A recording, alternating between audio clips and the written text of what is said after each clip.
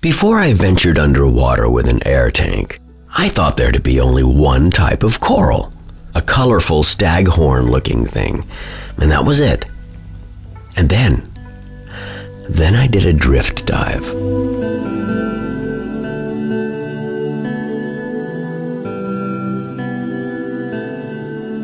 It may have been called Texas, and it may have been Roatan, Honduras. That's when I realized that there were many, many types of coral. Coral looking like pancakes layered on top of each other. Brain coral, barrel coral, fragile, spindly things that looked like they'd break if you breathed on them. Bulbous shapes, polyp-like coral. In fact, every size, shape, and color imaginable. And the fish would sample them all in just as many sizes, shapes, and colors. It could be said that it was a size, shape, and color fest, a profusion of life resplendent in shocking colors. Flying over the coral was like flying over cities, flying over civilizations, and the fish paid me little mind. I was simply one more visitor in this land of plenty. One more masked man hurtling through space, leaving a trail of bubbles.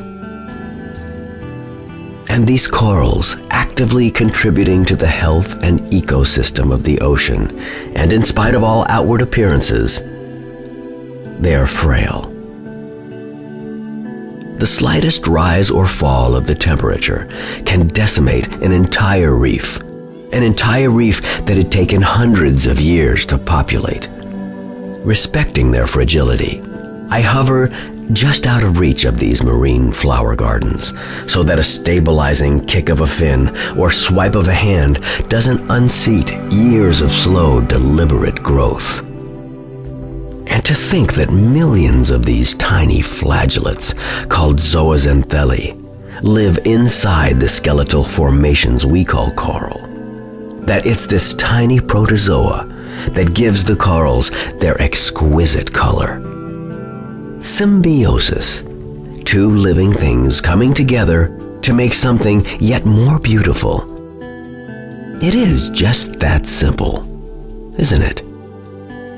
The fan corals sway in the gentle currents and wave goodbye as I go soaring past. Yes, I'm glad I dive.